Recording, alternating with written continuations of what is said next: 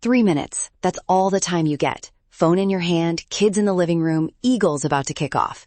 Now imagine a call. You have to go to the hospital right now. Welcome to Danny's Den. Let's chat. Okay, breathe. In the next 10 minutes, I'm going to give you a short emergency playbook you can use in the first 24 to 72 hours. What to grab, what to write, exactly what to say, and one music trick to help your kids feel grounded. First up, the grab and go items. Listen, if you can only take one thing, take a folder or snap photos. The smell of the coffee can wait. These items cannot. Photograph or gather. Kids' birth certificates, any custody or court orders, recent medical insurance cards, a list of medications and allergies, and school contact and dismissal details. Quick tip. Upload those photos to a secure cloud folder labeled Family Emergency and lock it behind a password. If you can't get to a scanner, a time-stamped photo is better than no record at all. Trust me, this saves hours later. Now, one of the most useful things you can create in 5 minutes is a short-term parenting plan. Keep it one paragraph. Date it. Be specific. Okay, here's a ready-to-use line you can copy and paste. From 3:18 at 2 p.m. to 3:20 at 8 a.m., I authorize Jane Doe 555-555-5555 to care for and transport my children, pick up from school, and consent to basic medical treatment. Allergies, none. Meds, albuterol inhaler in blue bag. End with your printed name, signature, and date. Quick aside, if you can, add a short medical consent note listing the child's doctor and insurance info. If notarization isn't possible immediately, don't wait.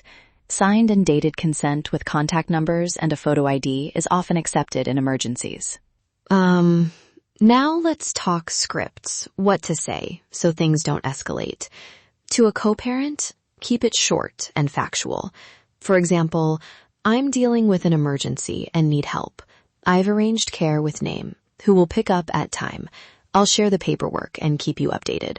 That line does two things. It asks for help, and it creates a record that you communicated responsibly. No blame, no long explanations in the first call. Listen. Schools will slow things down if details are missing, so give them exactly what they ask for. Say this to the office.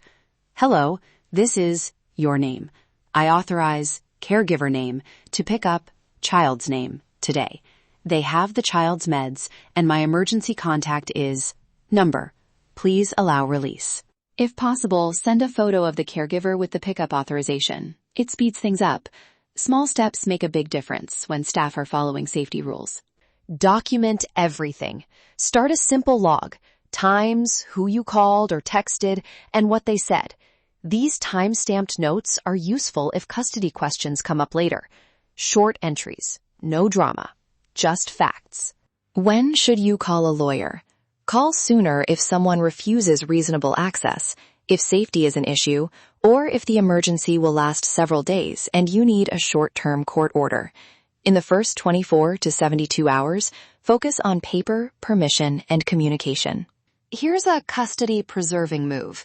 If you can't be there, ask the temporary caregiver to keep a short written statement of care, dates, hours, and contact info, and sign it. That contemporaneous note is practical evidence you arranged appropriate care. Let's shift to routines, because kids need the familiar. If Eagle Sunday or Yankees night is usually your thing, don't erase it. Record a quick video. Hey, watch the first half with Dad. I'll call it halftime and we'll talk about the big play. Leave a halftime snack plan. Keep the couch the couch. Music is a secret anger. Pick one clean R&B or hip-hop track that signals family time and use it consistently, before bedtime, before kickoff, or as the halftime song. A short 3-track playlist works. One calm song, one upbeat lift, and one familiar anthem. I linked sample playlists and templates in the episode notes. Consent notes, caregiver scripts, and a sample log. Use them. They're bite-sized and ready to edit. Before we close, here's a 5-step emergency checklist you can do now. 1. Photograph or gather birth certificates, custody orders, and insurance cards. 2.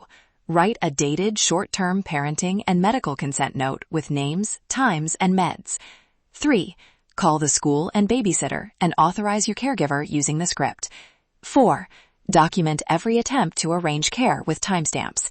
5. Pick a playlist or record a short video message to preserve routine. Do those 5 things and you've done the most important work. If your situation is more complicated or you think parenting time could be at risk, contact a local family law attorney. I can't give case-specific advice on the air, but the episode notes link to templates and a list of questions to ask when you call a lawyer. Subscribe so you don't miss next week's mix of law, love, sports, and pop culture.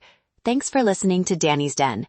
If you need specific help, use the contact link in the episode notes to book a free 30-minute consultation, and we'll see if I can help.